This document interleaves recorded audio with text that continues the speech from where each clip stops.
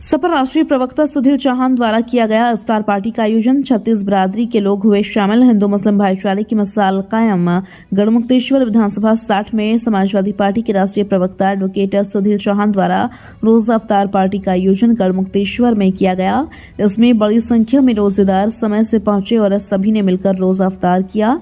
कार्यक्रम में हिंदू और मुस्लिम समाज के लोग एक साथ बैठे और आपसी भाईचारे व सौहार्द का संदेश दिया। इस दौरान क्षेत्र में अमन चैन और तरक्की के लिए दुआ भी की गई। गढ़मुक्तेश्वर विधानसभा 60 में सपा पार्टी के राष्ट्रीय प्रवक्ता एडवोकेट सुधीर चौहान ने एक मिसाल कायम की, जिसमें रोजा इफ्तार पार्टी रखकर हिंदू मुस्लिम भाईचारे का संदेश दिया। सभी 36 बिरादरी के लोग यहां पहुंचे। हजारों की तादाद में रोजा याफ्ता लोगों ने शिरकत की। प्रदेश व देश की बेहतरी, समृद्धि, सुख, शांति, एकता, समानता, भाईचारा, सामाजिक सौहार्द के लिए दुआ की गई। नफरत के इस दौर में प्यार का संदेश देकर यह इफ्तार पार्टी संपन्न हुई।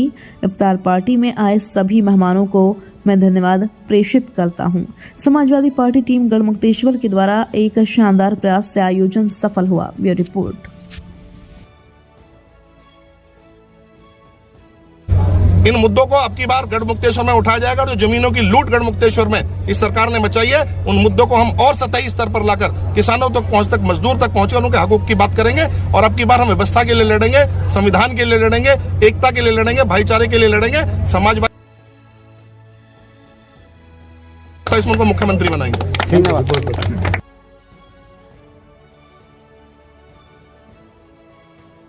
तो इसके ऊपर क्या कहोगे?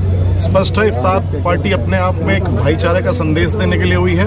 जी। और रोजेदार रोजा रखते हैं और पूरे रोजे वो इस मुल्क की तरक्की के लिए, आपसी भाईचारे के लिए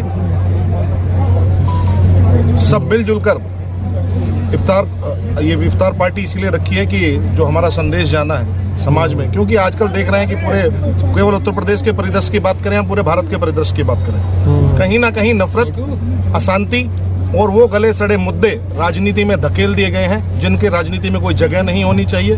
जैसा कि पूर्व में आप कई प्रश्न पूछ रहे थे कि इन व्यवस्थाओं को कैसे देखा जाए। लोकतंत्र के तीनों पिलर असहाय नजर आते हैं। विधायिका का कार्य नहीं करती, कार्यपालिका को ये पता नहीं है कि उसके किसके निर्देश मानने, कार्यपालिका का काम नहीं करती।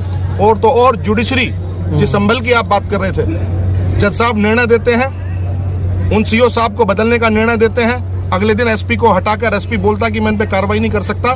तो जो संविधान के तीनों पिलर का और डेमोक्रेसी के तीनों पिलर का जो ध्वस्तीकरण है, जो भारतीय जनता पार्टी के द्वारा किया गया है, उसी की एक बानगी है कि पूरा पीड़ित समाज, पीडीए का मतलब है पीड़ित, और पीड़ित हर एक वो व्यक्ति है इस सरकार में जो इसके जुल्म और इस सरकार की जाति को सहन कर रहा है। जैसे संभल के अंदर तो वो जो जज साहब है तो उन्होंने